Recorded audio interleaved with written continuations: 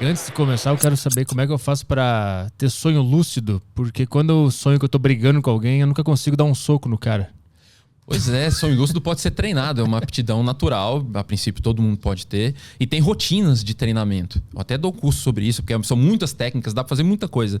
Mas se você acostumar a sua cabeça a questionar se você tá sonhando ou não, isso em algum momento, por força do hábito, vaza pra dentro do sonho. Ou seja, você vai, por pura inércia, por pura força do hábito, questionar também lá dentro.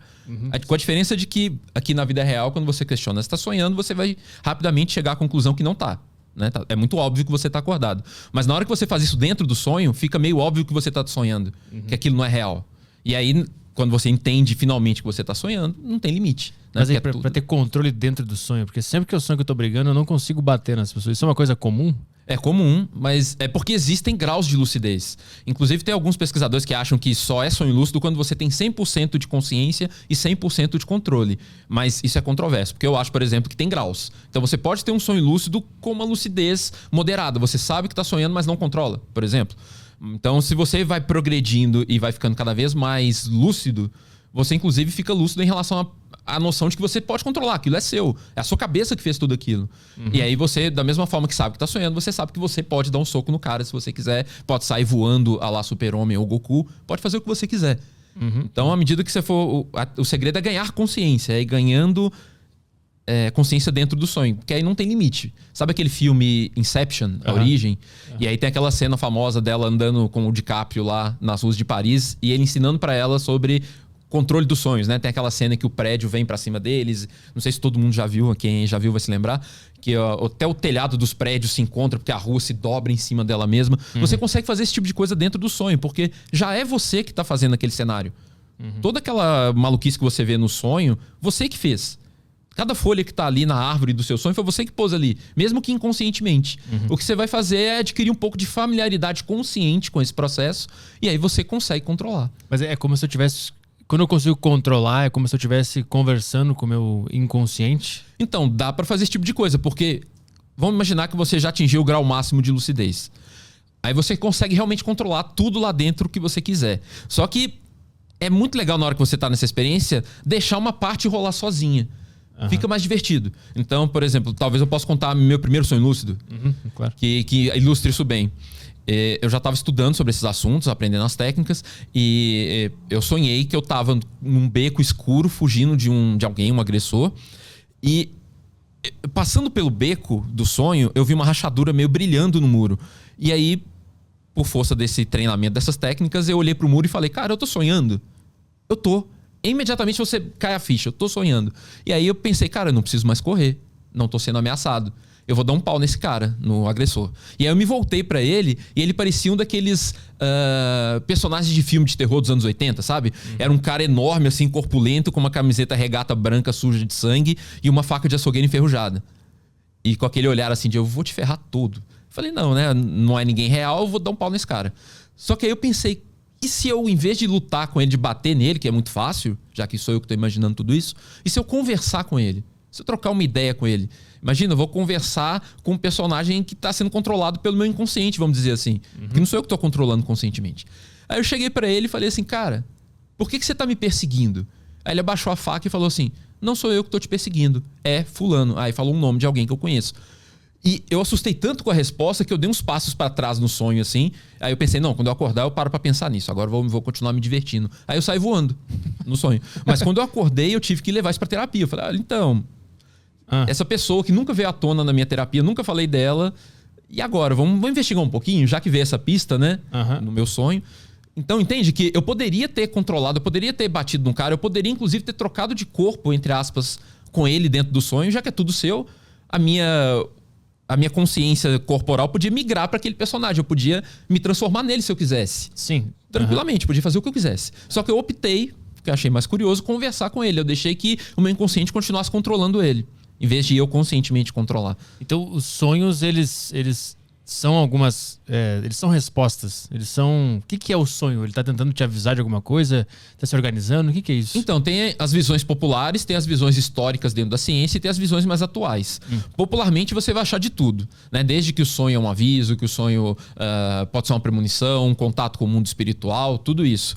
A gente vem na história da psicologia, lá, Freud falando que sonho é realização de desejo e tal. Mas as teorias mais contemporâneas falam duas coisas, basicamente.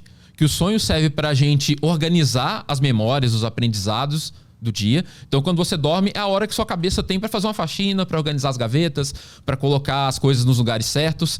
Inclusive, uma das principais perdas que você tem quando está com privação de sono é memória.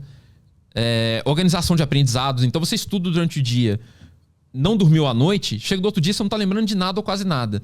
Porque a sua cabeça não teve tempo para se organizar. Então, uma das grandes funções do sonho e do sono é organizar as memórias, os aprendizados. Especialmente nessa hora que você está sonhando. E a segunda função, que aí é uma teoria mais recente e com menos evidências, mas que está ganhando força, é a teoria segundo a qual os sonhos são treinamentos, vamos dizer assim, são formas da sua cabeça te preparar para lidar com certas situações. Não literalmente, porque você não vai encontrar o Papai Noel. Ou então encontrar... Eu provavelmente nunca vou encontrar o assassino da faca enferrujada. Mas para lidar com o aspecto básico daquela experiência. Por exemplo, achar uma resposta rápida para uma situação no meio de estresse. Isso você lida cotidianamente nos sonhos. Né? Você tá, sei lá, sendo perseguido por alguém, você tá atrasado para a faculdade num sonho. Acontece um monte de coisas que, se você for olhar o que tem de básico ali, é você estressado tentando resolver um problema, tentando pensar no meio de uma situação estressante, por exemplo. Então, algumas teorias mais recentes colocam que o sonho também pode ser um jeito que a nossa cabeça tem de nos treinar, de nos preparar para lidar com desafios da vida real. Então, essas duas teorias são as que mais têm... Fazer um ensaio, né? É como se fosse um ensaio protegido. Porque ali não tem nada que possa dar muito errado, né? Mas a principal teoria é essa, que tem mais evidência, é essa, de que é um jeito da sua cabeça organizar as memórias. As memórias, os aprendizados do dia. Mas aí tem foram duas. Segunda. Tem essa segunda que é a principal também. Tá. Que é essa do treinamento protegido, né? O ensaio. Sim. Mas tem a terceira também, que são então, as mais modernas? Aí tem as históricas, né? Tá. Se a gente pensar, por exemplo, nessa teoria psicanalítica que sonho é a realização de desejo. Entre os psicanalistas, obviamente, isso ainda vale. Mas se você não é da praia da psicanálise, a teoria já não vai fazer tanto sentido. Mas por que não é a realização de desejos? Então, aí a gente vai ter que ir muito fundo, porque o Freud não tá falando de desejo no sentido muito óbvio.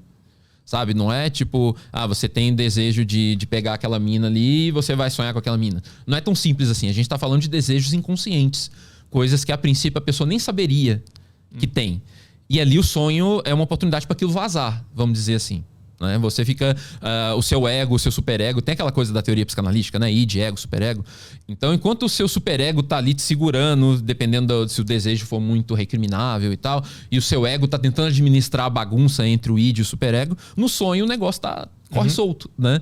Então, Freud teorizava que o sonho é a realização de desejo. Mas do ponto de vista estritamente científico, é muito difícil, se não impossível, testar essa hipótese. Porque você sempre pode... Caso não encontre uma relação muito direta entre o conteúdo do sonho da pessoa e a suposta realização de desejo, alguém sempre pode argumentar, mas é um desejo inconsciente. Por isso que você não consegue verificar. Tá lá no inconsciente, você não tem como acessar. Então, é uma teoria que não dá muito para testar cientificamente, entende? A tese caiu mais por falta de ter como testar, e não porque provaram que não é. Caiu fora da psicanálise, se a gente puder dizer assim. Porque dentro da psicanálise continua valendo, né? Mas outras perspectivas de uma psicologia baseada em evidências, por exemplo, que é um movimento aí da psicologia de amparar suas teorias e técnicas só em coisas para as quais tem evidência científica robusta, aí de fato é uma teoria que não faz muito sentido. Então, mas dentro da psicanálise ela faz sentido. Mas é um dos pilares fundamentais do negócio. Mas para fora, para as outras ciências, ela não teve como ser testada. É esse o ponto. Para o restante da psicologia é uma teoria que não dá para testar. Entendi. A princípio. Entendi. Mas por chute ainda pode ser que... Então, é porque para a psicanálise a ideia de teste é diferente. A psicanálise é uma teoria clínica. Então, o teste, vamos dizer assim, é clínico. E aí, quando o psicanalista, por exemplo, usa esses princípios e ele entende que ocorrem melhoras nos casos clínicos, isso é meio que como se fosse um teste da teoria. Fala, tá funcionando, como é que os caras estão melhorando? Né? Como é que tá fazendo sentido? Como é que a pessoa tá psicologicamente melhor depois de trabalhar os sonhos dela e tal? Isso, do ponto de vista científico, tem uma série de problemas aí. Né? Não é porque uma coisa funciona que ela tá funcionando pelo motivo que você acredita, né? Mas é uma longa história. Se a gente for pensar, então a gente pode separar que na psicanálise faz super sentido e fora dela já não faz tanto.